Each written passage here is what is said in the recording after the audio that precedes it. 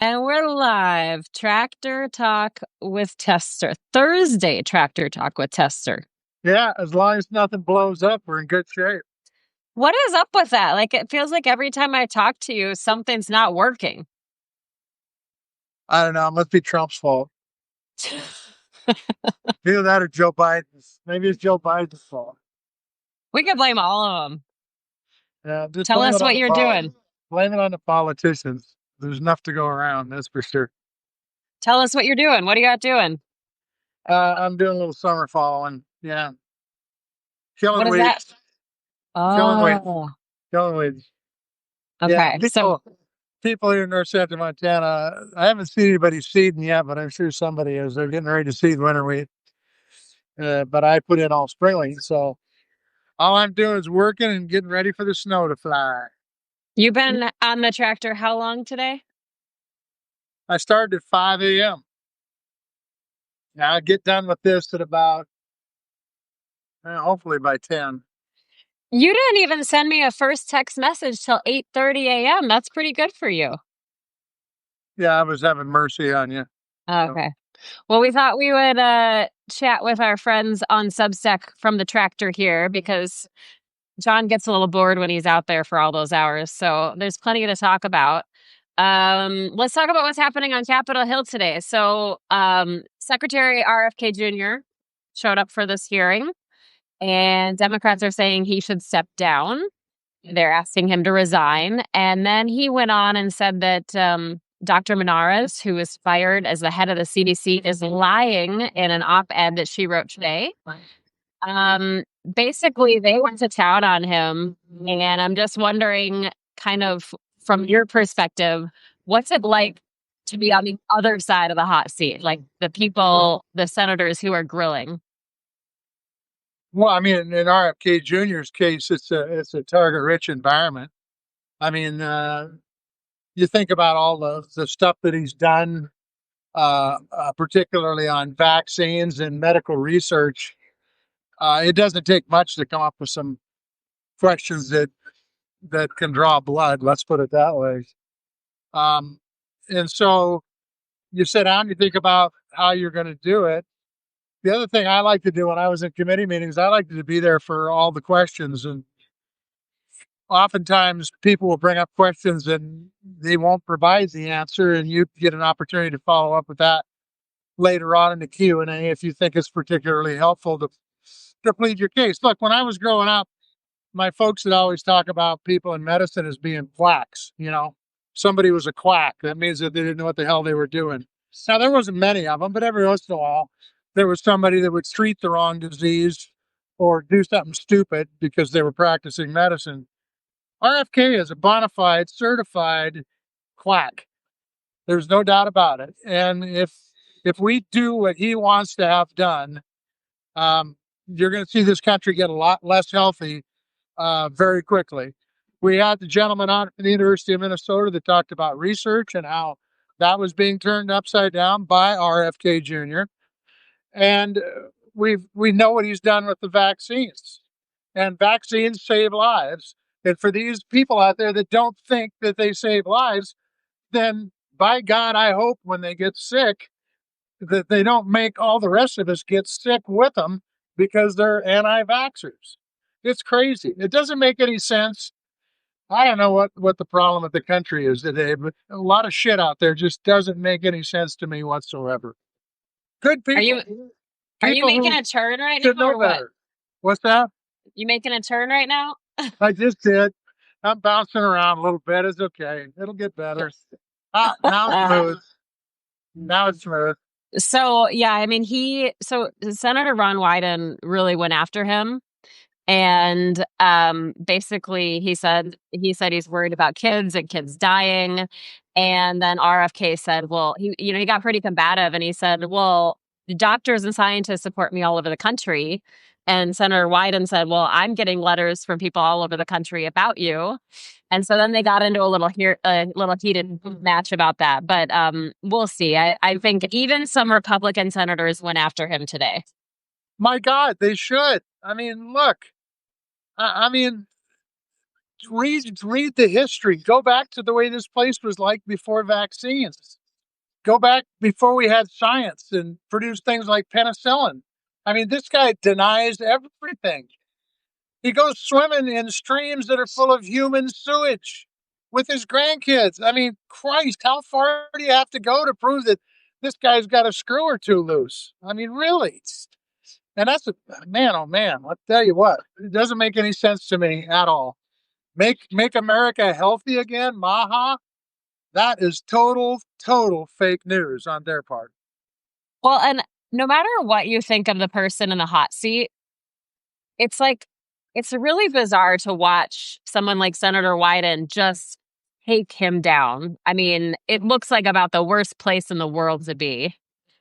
Did you ever like what was that like for you to watch some of the people that either your Democratic senator colleagues or your Republican senator colleagues just raked over the coals?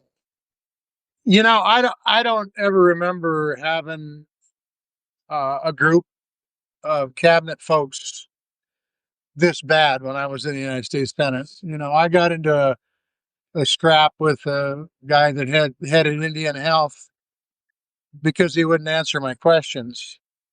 Uh, but it wasn't that he was a bad guy. I don't think he was a bad guy. He was just told not to answer my questions, and that's what he did.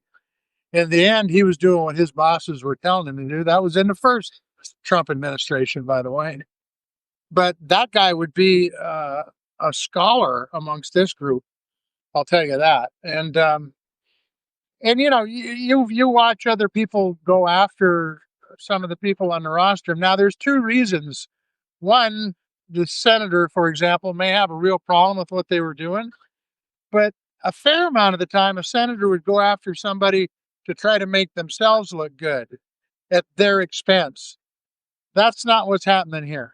That's just not what's happening here. What's happening here is folks got a real problem with what RFK Jr. is doing as it applies to the health of our kids and this country, and they've got some hard questions.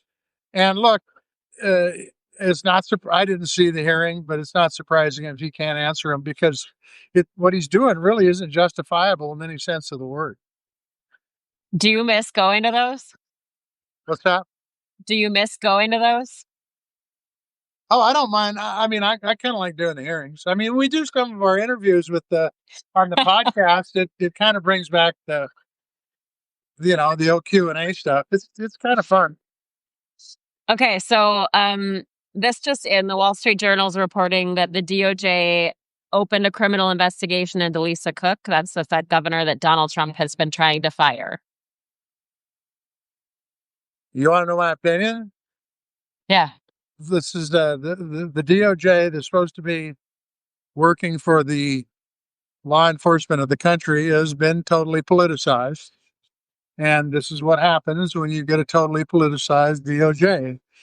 They're not doing their job. They're doing the president's bidding. And I think that's really unhealthy and very dangerous. In a similar vein, we're learning more about what the FBI sees from former National Security Advisor John Bolton's home. It's being reported they took a phone, binders, multiple hard drives, computers, and specifically a white binder labeled Statements and Reflections to Allied Strikes. Yeah, well, I mean, it's like anything. I'm sure John Bolton had a cell phone. They probably took it. That's the phone they got. I'm sure John Bolton wrote down some notes on what happened when he was National Security Advisor under Bush and then again under Trump. I'd be surprised if those weren't actions that hadn't already happened, but I'm not there. But to make accusations out of the chute that Bolton is bad and part of the deep state, look, I can tell you who the deep state is. Look at what's going on with Epstein. The deep state's sitting in the White House right now. There's a lot to unpack there. If you want to hear more about that, go watch our conversation from yesterday with Representative Jasmine Crockett. Man, we got a lot of feedback on that one, Senator. Yeah, she's colorful. Let's just put it that way. She's look, she's very outspoken. I think she understands her role, and I think she expressed that pretty clearly during the podcast with all the good questions that you asked. You too. No, I think like it was so the thing about Jasmine Crockett, and I know why she's so appealing. Like she's not only wicked smart, but she's funny. Yeah, she is. She's funny. Yeah. Um, Go ahead. No, I was just going to say, I don't know if she works on it or if it just comes naturally, but she may be an Al Franken type. You know what I mean? Yeah. Yeah, Just, just, just flat funny. She could say the same things other people say, and it's funny if she says it. absolutely. No, she has good timing for sure. And I like her use of alliteration. Okay, the last thing I'm going to talk to you about is this just came down the Trump administration planning to stop long-time security programs for Europe. These programs are focused on Russia, about hundreds of millions of dollars in military aid. Makes this country less safe. Our strength comes from our allies. He's doing the best to make it so Putin has his way in this world, and we do not. I think people ought to think about what "Make America Great Again" really means, because this is not what "Make America Great Again" really means. This is weakening America. This is pushing away our allies for communist dictators. It's as simple as that. It doesn't make any sense. It's not. It's not something that will work in the long term. And I think it may speak to the fact that the president may be getting old and not understand what the real threats are out there in the world. All right, that's all I have for you for headlines. Tell us what you did for your anniversary. We moved grain uh, quite a bit, but I when we were harvested because of the weather, I harvested some grain that was marginally dry. In other words, that means it was wet, and so we put it under air, and I wasn't sure that that dried it, but it did. We moved most of it yesterday. That I was concerned about, and so that's what we did. It was a great anniversary celebration of our 48th anniversary. You know what I think of when we do these videos and I'm watching you bounce around that tractor? I think about all the people over the years who have hated on you on social media and trolled you and said, he's not even a real farmer. Oh, don't worry, they're still hating on me. They probably think that this is all a stage setup. But you know what, Maritza? Johnny don't give a shit. All right, that's good. You heard it there, folks. Oh, we're going to be live tomorrow with our friend Miles Taylor, 10 a.m. Mountain, 12 noon Eastern. And so we hope you'll join us for that conversation. We just want to check in, show you some time from the tractor here. All right, sounds All good. right, see you guys. Take care.